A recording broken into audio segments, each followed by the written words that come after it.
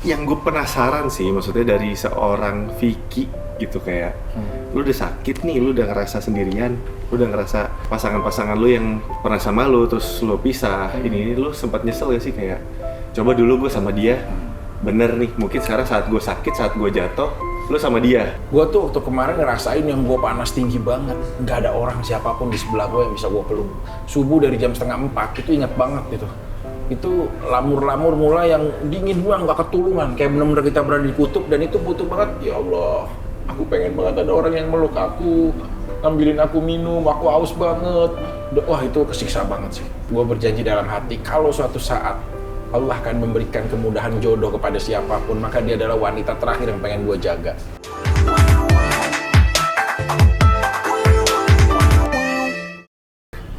Gimana, kenapa? Jangan sedih gitu dong. Gue dengar katanya habis sakit. Iya. Kemarin masuk rumah sakit ya, kenapa sih? Sakit, pertamanya kecapean kan, gejala tipes. Terus tiba-tiba di lab, hasilnya ternyata dari lab itu ada penumpukan lemak jahat lah, istilahnya lemak jenuh itu yang bisa menutup dan menyumbat pernapasan dan jantung. Terus juga kolesterolnya tinggi. Intinya tadi kan kita sempat ngobrol, katanya lu sempat ngeblank, sempat pingsan. Blackout aja. Bukan pingsan, kayak lebih kok kayak gelap aja gitu karena panas gua udah 40 kan. Gitu. Yang lu rasain apa sih? Lebih ke situ aja. Enggak, maksudnya kan gue pengen nanya aja, kayak lu kan banyak lah kontroversinya, up and down. Sempat mau nikah, udah nikah, serius. Nah, jatuh lagi. Nikah, serius, ditimpuk lagi pakai tas. Iya. Banyak lah. Terus ini di momen inilah lu sakit nih, lu jatuh. Kemarin gue sempat lihat tuh di media sosial lu kan, sempat kayaknya enggak nih, gue kayaknya kali ini gue stop nih, gue harus bener nih. Ya, jadi ada salah satu filsuf ya, penemu perban sunat dari Skotlandia ya, Haji Jamal, dia pernah bilang bahwa perjalanan manusia itu segelap-gelapnya pasti akan ada ujung titik terang yang akan menerangimu. Betul, Tinggal kau yakin aja pada suatu saat. Ya ada dalam kutipan juga ya, di saat kamu diberikan ujian dan ujian itu tidak habis, percayalah kisahmu itu belum selesai gitu. Betul. Iya, kalau misalnya emang ada masalah itu kan berarti hidup kita emang belum selesai kan. Iya. Kalau masalah udah selesai, kita udah selesai juga. Iya, jadi memang ini tuh sendiri aku paling lama dalam hidup. Maksudnya kesendirian nih nggak ada. Sejak pisah terakhir sama Kalina, ini kesendirian aku yang tidak memiliki pasangan paling terlama. Aku tidak menikah lagi. Sama sekali. Gak ada yang lu DM, nggak ada yang DM lu. Kalau itu kan sekedar interaksi sosial kan. Itu berarti nggak sendirian dong. Bukan, pasangan yang misalkan nemenin tiap hari. Ya Lady sama Lady kan bisa setiap saat ada. Gue tuh waktu kemarin ngerasain yang gue panas tinggi banget, nggak ada orang siapapun di sebelah gue yang bisa gue peluk. Jadi lu benar-benar sendirian. Maksudnya anak lu lu nengokin kan? Kan kecil-kecil kan, gak mungkin juga dipanggilin untuk meluk kita malah ketularan kan. Jadi minimal itu subuh, itu sebelum dibawa ke rumah sakit paginya, subuh dari jam 3:30 itu ingat banget gitu. Itu lamur-lamur mulai yang dingin banget, gak ketulungan, kayak bener-bener kita berada di kutub, dan itu butuh banget. Ya Allah, aku pengen banget ada orang yang meluk aku, ngambilin aku minum, aku haus banget. Wah, itu kesiksa banget sih. Makanya di situ yang gue berjanji dalam hati, kalau suatu saat Allah akan memberikan kemudahan jodoh kepada siapapun, maka dia adalah wanita terakhir yang pengen gue jaga. Tunggu, ini beneran nggak? Ya, nggak, ini kan tadi kan keinginan kan? Iya, ini kan keinginan. Berarti kan saat lu ada di titik rendah lu pengen, misalnya siapapun nih deket sama lu nih, serius nih, ini bakal jadi terakhir nih. Buat seorang Vicky Prasetyo, sang gladiator, playboy nomor 1 di Indonesia. Iya.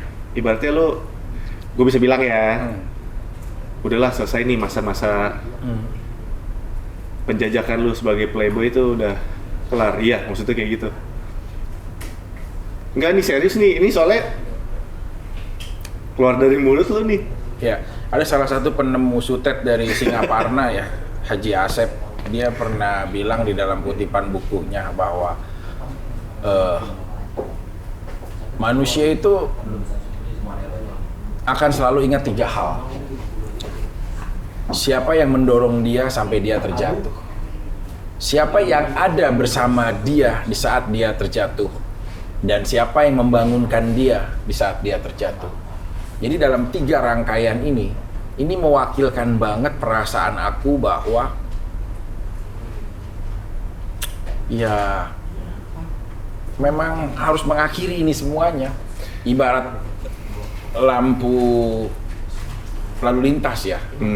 Kita tuh udah di fase lampu kuning yang udah hati-hati, usia lu udah 40 lebih.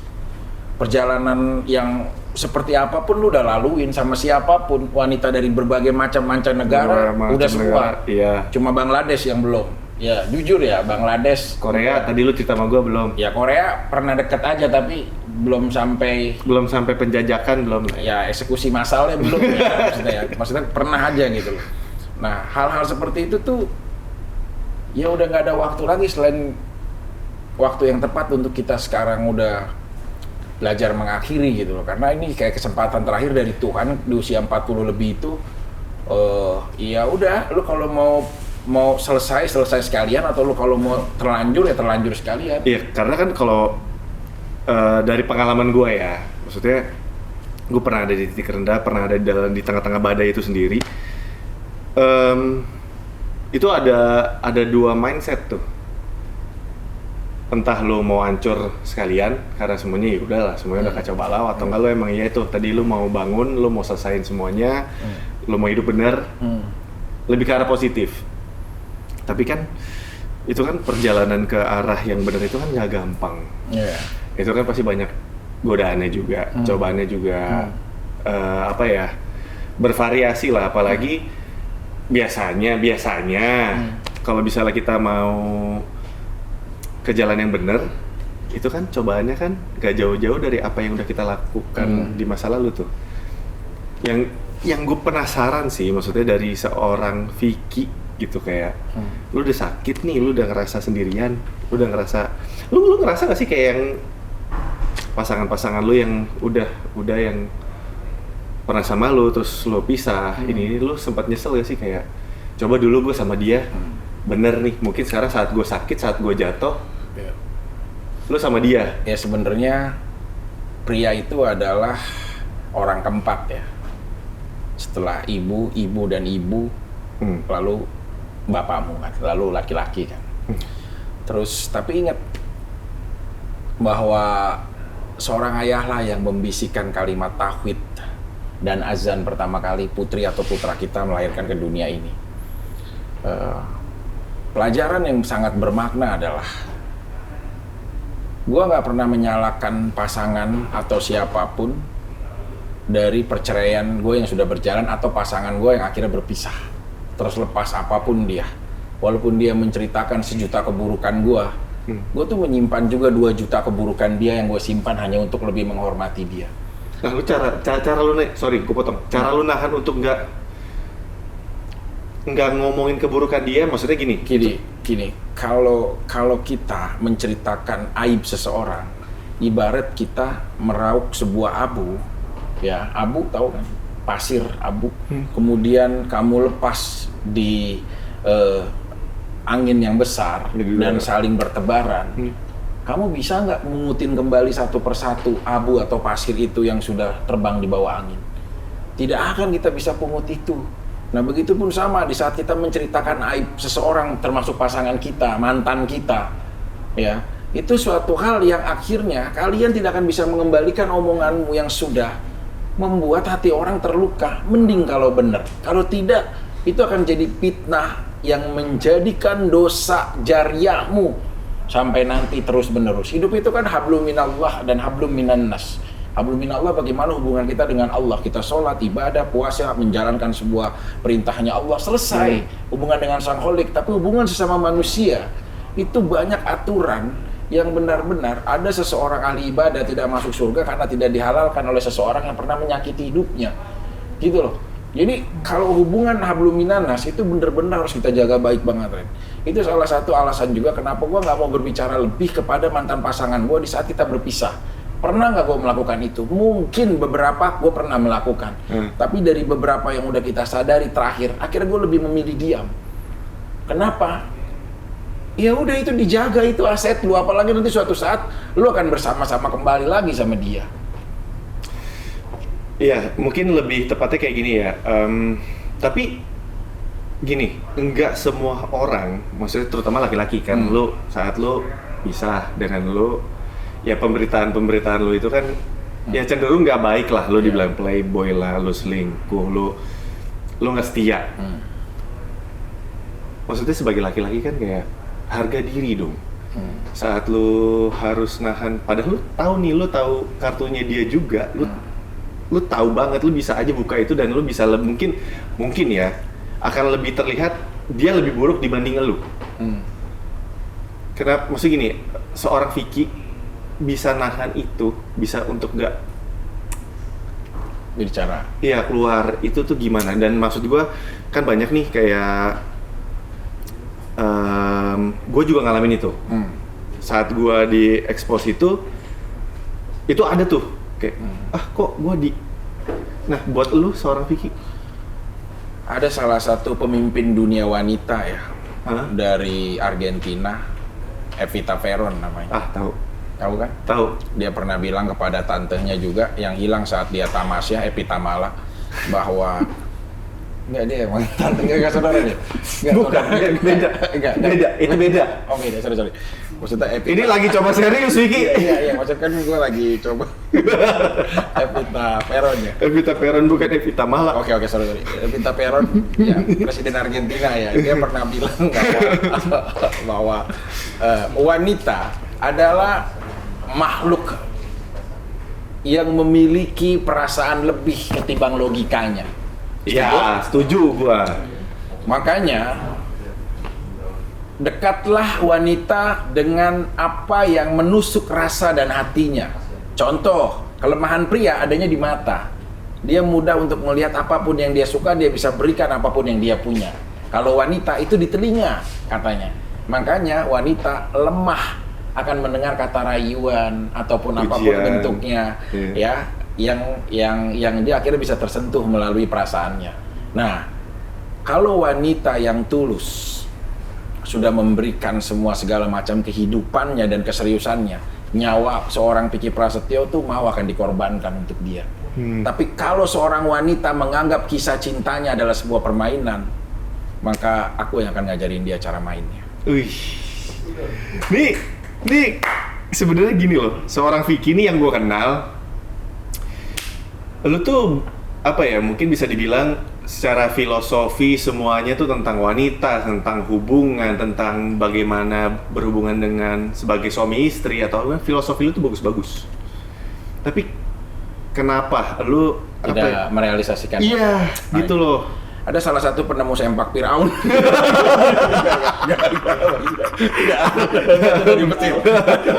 Enggak ada. Oh gitu, dia belum ilmuwan, sorry. Ada ilmuwan dari Troya. Dia seorang pangeran, putra dari Raja Pram, kakak dari seorang pangeran Paris yang bernama Hektor. Serius. Hektor. Iya, Hektor namanya. Dia akhirnya meninggal saat pertarungan dengan Achilles. Iya. Dia bilang, Achilles juga, Hektor! Enggak beneran dia bilang begini, Ran. Dia Hektor! Tidak pernah ada kesepakatan antara singa dan manusia, kata Achilles. Iya. Kemudian Hektor bilang, nah ini kutipan yang harus perlu kita ambil. You will extend time of you right in your dream because you back to your future. Jadi artinya adalah di saat dia memang dia tidak melakukan apa yang menjadi teori yang dia sampaikan, karena dia masih beradaptasi dengan dirinya dan hatinya. Termasuk seperti gua nih. Gua masih proses bagaimana menakluki diri. Perang yang paling sulit itu bukan perang dunia ke-1, bukan perang Konstantinopel antara Ottoman dan Raja Konstantin. Bukan itu, tapi perang terhebat di dalam hidup ini adalah, di dunia ini adalah perang melawan hawa nafsu dan ego di dalam diri kita sendiri. Dan ini yang sedang gue lawan. Kenapa lu bilang gue mudah menciptakan filosofi tapi tidak mudah untuk merealisasikan? Iya. Karena gue belum kalah dengan mengalahkan diri dan hawa nafsu ataupun ego dalam diri gue. Alhamdulillah gue nggak tersentuh namanya narkoba. Puji Tuhan. Alhamdulillah gue nggak tersentuh namanya hal-hal yang buruk lain. Tapi kalau ngelihat cewek pakai cancut macan, jujur, ini hal yang tidak bisa menguatkan hidup. Ini kan kita boleh jujur dong. Ini kan apa adanya. Iya benar. Di sini gini ya. Di sini ini lu boleh jujur sejujur-jujurnya. Iya, gue mau ke program ini karena bagi gue bukan melirik tentang pertobatan.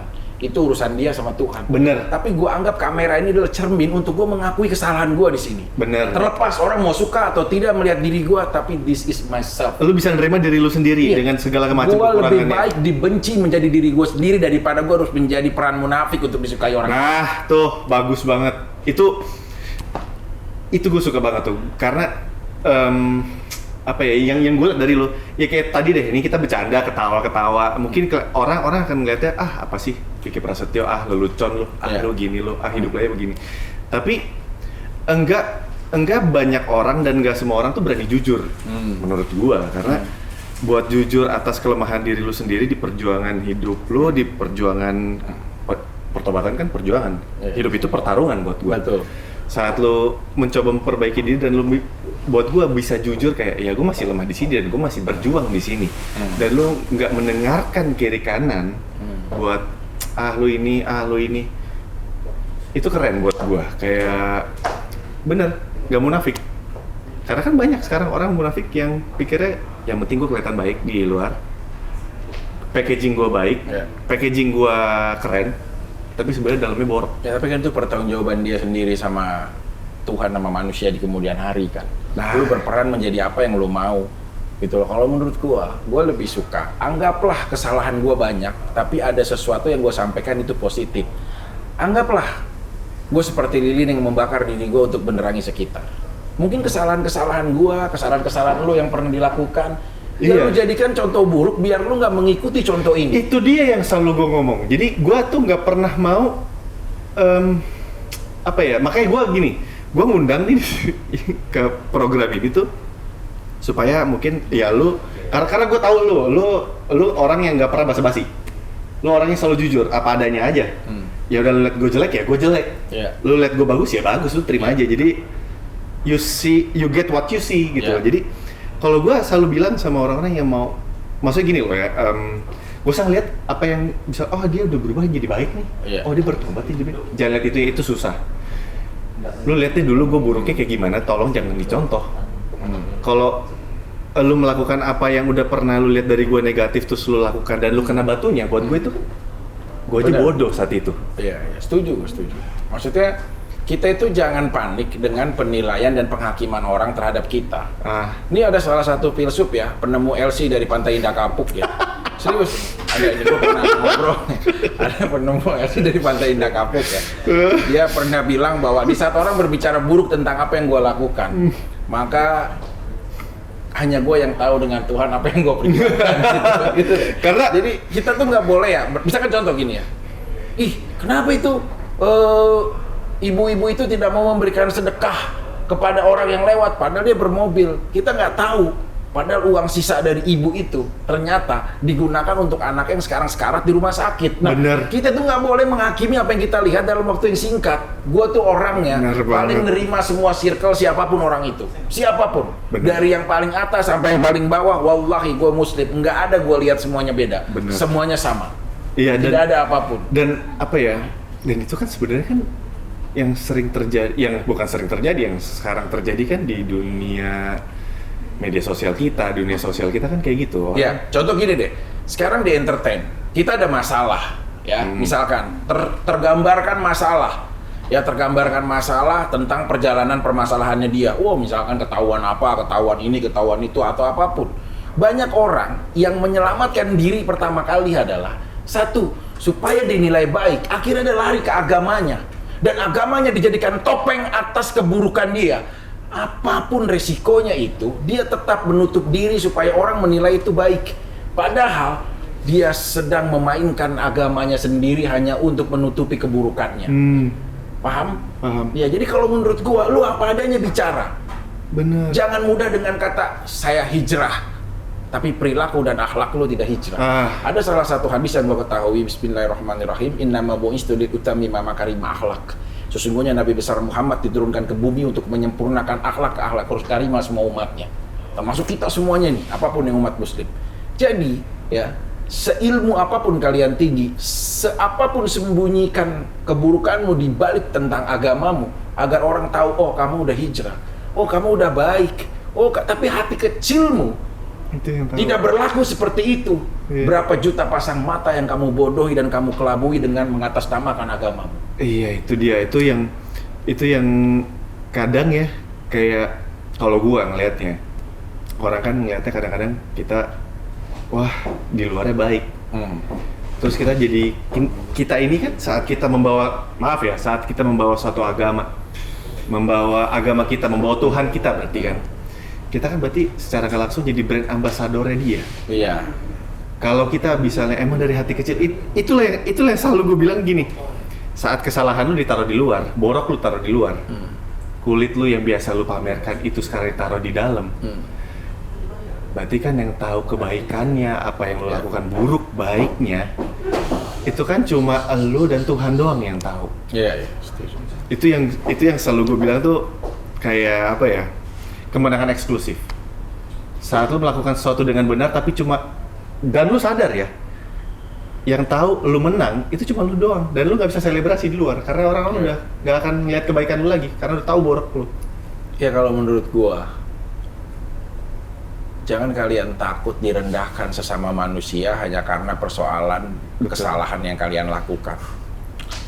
Hidup kita dalam prestasi apapun bukan hidup karena mulut ataupun penilaian suara dari orang lain. Betul. Jalankan aja. Kalau orang menilai tentang gua ringan aja. Banyak banget yang menghujat, yang apapun. Kita tuh diciptakan sama Tuhan, dua tangan gak akan mampu menutup jutaan mulut orang yang membicarakan kita. Tapi kalau dua tangan ditutup untuk telinga kita, cukup untuk kita fokus terhadap apa masa depan. Nggak usah memikirkan apa yang orang lain omongkan. Orang yang berbicara di belakang kita tidak akan pernah menjadi yang di depan. Bener. Yang suatu saat kita sukses nanti, kita butuh penonton untuk melihat kesuksesan kita. Wah, keren. Ini filosofi dari mana? Ini dari Armageddon, dari film yang pernah saya nonton juga gitu. Kita ngomong pertobatan, ya di depannya ada paha juga kita biasa aja kan. Iya benar. Ya kita ngomong nih, ya misalnya di depan ada paha juga kita enak aja kan. Gitu loh ya. Ya maksudnya ya cobaan itu pasti akan datang setiap waktu. Gitu. Maksudnya tuh jangan jadi orang yang munafik. Iya, itu maksudnya. Kalau gua tuh menilai suatu pertobatan tuh gini loh. Orang bisa lihat kayak apa ya? Someday lah bisa lu berubah. Gua nggak bilang lu sekarang buruk atau gimana. Gua nggak bisa nilai itu. Tuh gimana hubungan lu sama Tuhan dan hidup lu. Tapi jangan pernah menjadi hakim buat orang. Iya. Karena kita nggak pernah tahu loh hidup orang itu kayak gimana. Dan pertobatan itu orang masing-masing. Iya. Pertobatan itu masing-masing karena paham. Buat gue jangan jadi orang yang munafik saat gimana ya orang bertobat dan lu yang nilai. Karena lu nggak tahu lo jalan perjuangannya dia tuh seperti apa yang ada di pikiran dia, apa yang dia lihat dan interpretasinya dia tuh seperti apa. Itu yang gue pelajari. Sebenarnya kalau di dalam Islam pun, di saat kita mengucapkan istighfar ya, astagfirullahaladzim atau pertobatan nasuha ya, astagfirullah rabbal baraya, astagfirullah minal khotoya dan lain-lain ya. Sebenarnya yang dinilai sama Allah bukan bagaimana cara kita melafazkannya. Berubah nggak dirimu dari saat kau mengucapkan itu? Ada getaran hati yang nggak kau takutkan dari balik takwamu serta keimananmu. Tuh kalau di kepercayaan gue Nasrani ya. Kalau gue mungkin ngalaminnya gini, saat gue kemarin ngelakuin kesalahan, itu gue ngerasa wah gue udah nggak layak buat ibaratnya mungkin buat beribadah aja itu udah nggak layak, buat datang ke rumah ibadah itu udah nggak layak, gue udah kotor. Tapi saat semuanya udah kacau, semua orang ninggalin gue, semua orang udah anggap gue rendah lah, udah mungkin lebih rendah dari kotoran. Tapi ada temen yang ngomong sama gue, Ren, kalau misalnya kesempatan lu ini orang dunia ngelihatnya cuma 0,01% dan mungkin nihil untuk memperbaiki hubungan lu sama istri lu, sama keluarga lu. Tapi kalau emang Tuhan berkenan sama lu, kemurahan hati Tuhan bakal turun atas lu dan semuanya akan jadi sesuai hati lu. Tapi kalau hati lu tulus, itu kan sama sebenarnya. Yeah. Gue tuh bukan flashback ya, gue tuh waktu lu lagi ada masalah yang ramai di infotainment banget kan. Ya maksudnya kita flashback jadi pelajaran ya. Jadi pelajaran. Sumpah ya, gue nggak ada satupun punya hak untuk menghakimi dari mulut gue atau jari-jari gue untuk mengkomentarin lu ataupun siapapun di situ yang terlibat di konflik kalian, enggak. Karena bagi gue, sesuci apa sih kita untuk menilai sesama ciptaan Tuhan? Iya. Sebesar dan seego apa sih kita? Banyak loh orang-orang yang ahli ibadah akhirnya tergelincir di akhir karena apa? Kesombongan atas ibadah dia. Kalau kita merasa diri kita lebih daripada orang lain, ini justru permasalahan dan penyakit hati yang ada di dalam hati dia yang harus diperbaiki. Betul. Ingat nggak pertama kali kita ketemu? Jujur, lu pasti ngerasain. Begitu gua respect sama lu, begitu gua hangat negor lu, begitu gua memberikan interaksi baik sama lu, dan gua tidak ada melihat sisi apapun selain pertemanan. Mungkin lu bisa lihat itu. Itu apa ya, gua nggak ada kepura-puraan, nggak ada apapun. Itu kayak gini loh, gua iya benar, gua pas ketemu sama elu pas saat itu tuh kita podcast juga kan, di acara adek lu waktu itu, dokter Faiki ya. Iya. Itu tuh apa ya, kayak mungkin karena gua akhirnya sadar pas di kondisi gua di pusaran badai itu, semua orang ngehujat gue, bahkan orang yang pernah gue tolong, orang yang pernah gue kasih kebaikan, orang yang deket sama gue tuh bukannya mengulurkan tangan tapi malah mengulurkan pisau ke gue, malah mungkin nyambitin gue pakai batu gitu. Jadi akhirnya gue paham gitu loh, kayak oh mana yang benar mana yang enggak. Di situ gue benar, gue ngerasain kayak oh ini orang ya udah padanya aja ke gue. Itu gue rasain dari lu ke gue. Iya. Maksud gue kita nggak berhak buat ngakimin siapapun ya. Iya, sama sekali. Terus kayak tadi lu bilang, orang-orang terdekat lu di saat ada masalah, malah dia orang yang paling menikam lu. Iya. Nah, itu sebagai contoh bahwa sepercaya-percayanya kita kepada manusia. Ingat, kita tidak boleh menyandarkan harapan kita kepada manusia. Sandarlah harapanmu kepada Tuhan, karena Tuhan tidak akan pernah mengecewakan. Benar, Tuhan gak bakal pernah ninggalin kita. Itu yang selalu gue pegang. Iya, jadi kalau gue sendiri ya, bagi gue ya, pertemanan ya baik. Gue persahabatan ada, circle pertemanan dekat ada, tapi gue tidak akan menyenderkan hidup gue kepada kalian semuanya. Karena di saat kita menurut keyakinan gue ya, nanti kita, kalau Islam itu, hisab pertobatan terakhir itu saat bigorher. Jadi kalau rohnya udah berbolak-balik tenggorokan nih, goroh-goroh, matanya nggak bisa berkata apapun nih. Ya mulutnya tidak bisa berkata apapun, matanya hanya menatap dan memohon ampun sama Allah, itu Allah akan menerima pertobatannya. Kalau dalam Islam, ya. Jadi pertobatan itu sebatas nyawamu berbolak-balik di tenggorokan, Allah masih mau mengampuni. Detik terakhir ya? Iya, detik terakhir dia melepas kehidupan dia di dunia. Nah, terus kita berbondong-bondong untuk menghakimi orang lain dan apapun bentuknya. Iya, kita kan suatu saat juga akan dihadapkan dengan kesendirian. Kita nggak ada siapapun yang mampu menolong kita di sini. Benar, dan itu gue percaya tuh kayak Tuhan kita tuh, kalau gue di kepercayaan gue ya, Tuhan gue itu Tuhan yang pengasih, tapi Tuhan yang adil. Jadi gue mungkin gue dulu nggak pernah belajar, mungkin gue juga bisa dibilang gue tuh sangat yakin dulu gue orang yang sombong. Karena gue melakukan semua yang gue lakukan yang gak benar ini nih dengan kesombongan, kayak enggak lah, gak bakal ada apa-apa yang buruk. Dan kedua, kenapa tadi gue setuju banget, siapakah kita untuk menipuki orang yang salah juga. Kita ngeliat nih orang lagi buat salah terus kita ikutan nimpukin. Orang itu kan cuma dua, ketahuan gak ketahuan, ngaku gak ngaku. Dan siapakah gue, orang yang udah ketahuan, gue udah ngaku gue salah, terus gue masih mau ngakimin orang. Kalau misalnya nih boleh diizinin tiba-tiba nih di belakang ini nih, kesalahan lu nih dikeluarin paling gelap, jeger, itu gimana? Maksud gue kadang-kadang kan kita nih lihat orang, sebel nih ya, dia abis begini nih namanya orang ini dia jahat nih. Tapi kan kadang-kadang orang terjahat sekalipun, penjahat sekalipun itu kan pengen dibela, Fik. Iya, setuju. Ya kalau gue lebih kepada, jujur ya, ulang tahun gue kemarin di 18 April gue udah nginjak 40 tahun. Udah bukan lagi waktu gue buat main-main. Hampir belakangan ini gue sering banget ke makam almarhum papa gue. Gue sering ke kuburannya, gue yang memimpin sholat jenazahnya, gue yang mengantarkan almarhum sampai ke liang kubur. Ada proses kekhawatiran sih dalam diri gue belakangan ini. Makanya kemarin di saat panas tinggi sekitar 40 derajat panasnya ya Allah, apakah ini udah terakhir ya? Perjalanan hidup seorang Vicky Prasetyo udah stop sampai di sini. Oh ya Allah, anak-anak saya masih kecil-kecil. Saya meninggalkan dalam keterlantaran. Saya belum tahu apa saya sudah cukup untuk bisa menopang hidupnya mereka sampai besar nanti.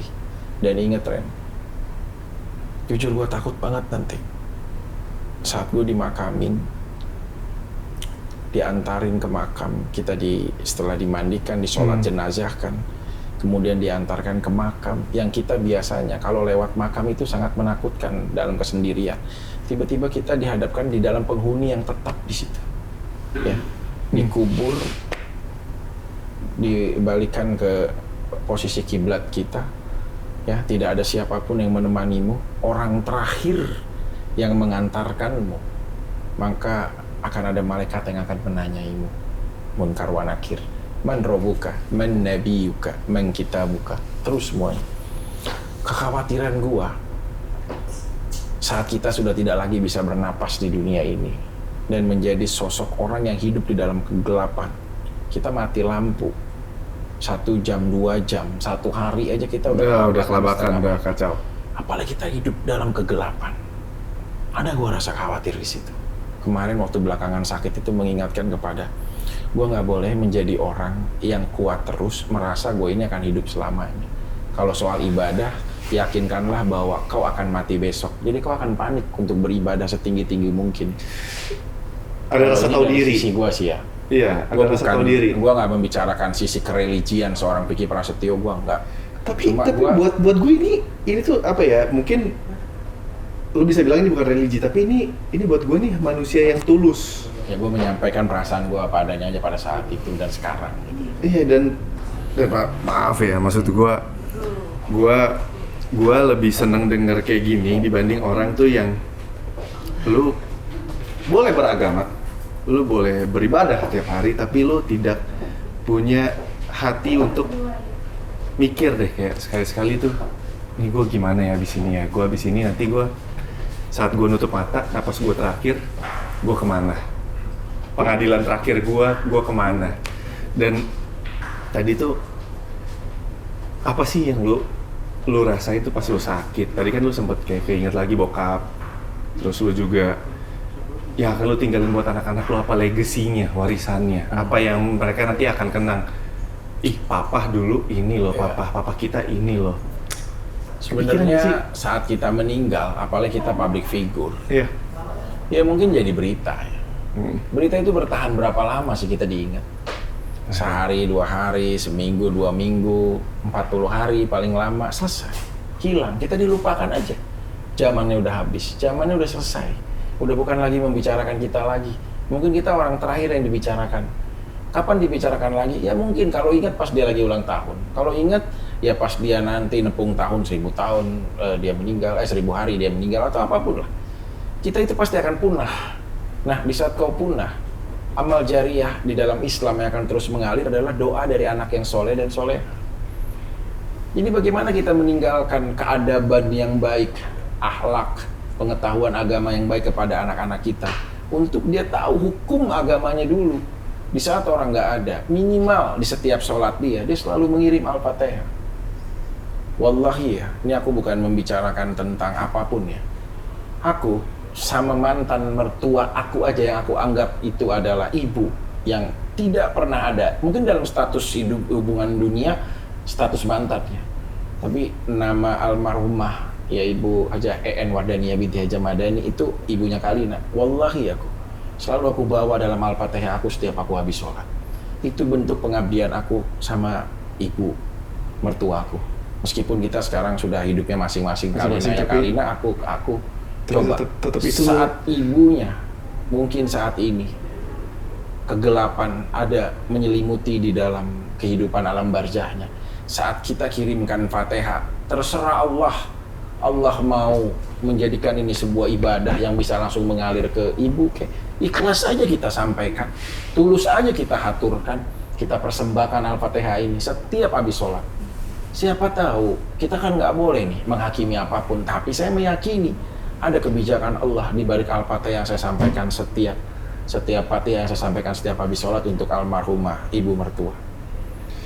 Terlepas orang menilai, Vicky mah biadab, Vicky cowok yang buta ganti perempuan, Vicky yang apapun, tapi kalian tidak pernah akan melihat sisi kebaikan kita di saat kita bisa mengirim hal yang positif buat orang-orang yang sudah telah melahirkan anak yang pernah jadi istri kita. Wallahi aku bukan membicarakan kebaikan sih. Aku bukan membicarakan kebaikan, sekali lagi aku mohon maaf. Tapi enggak, maksudnya hanya mengungkapkan apa yang aku jalani dalam hidup. Iya, nggak apa-apa.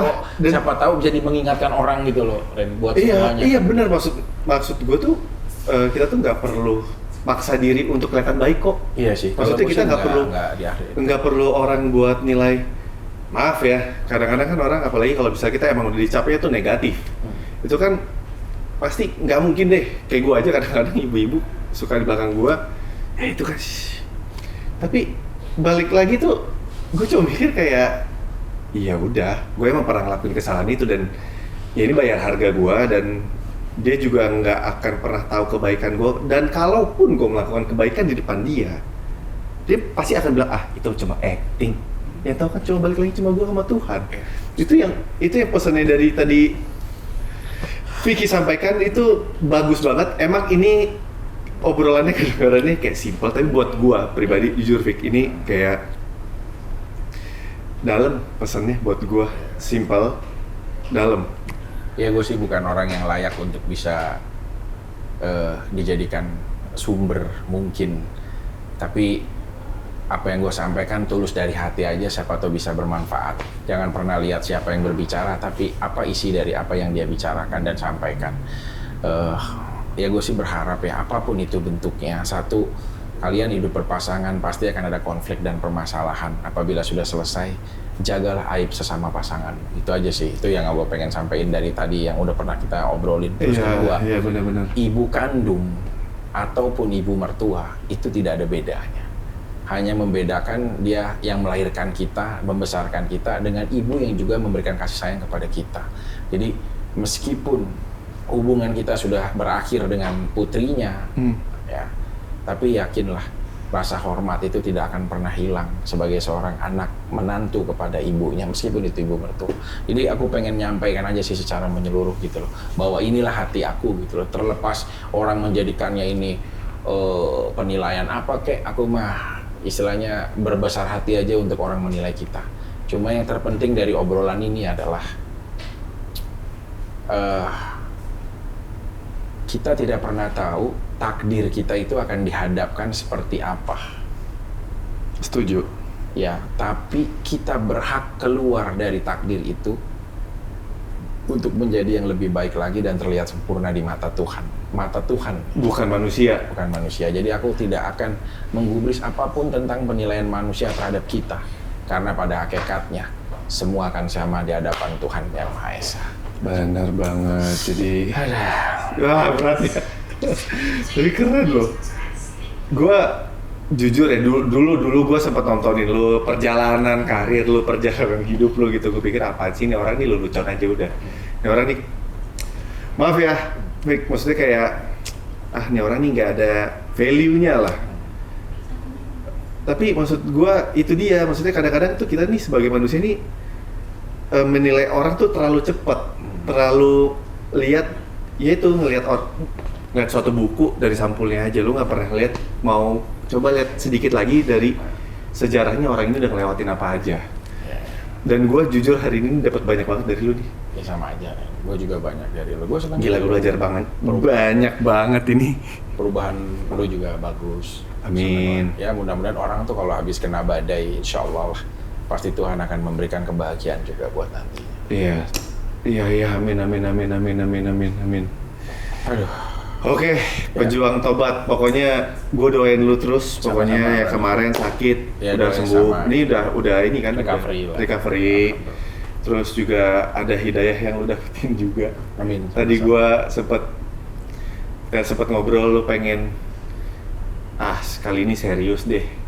Ya gue nggak bisa ngejat lu juga mau itu nanti sampai bertahan berapa lama. Yang penting pertobatan itu kan berjuang. Oh, iya. Yang penting lu berani mencoba, berani jujur, itu paling penting. Iya.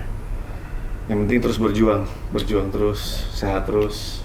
Ya semoga jadi evaluasi juga buat kita semua. Bener. Dan mohon maaf ya kalau ada suatu hal yang kurang berkenan dari yang saya sampaikan atau kita sampaikan, karena ini hanya curahan hati, ketulusan dari yang mau aku sampaikan tanpa ada hal yang aku jaga-jaga. Sampein aja, lu jujur aja.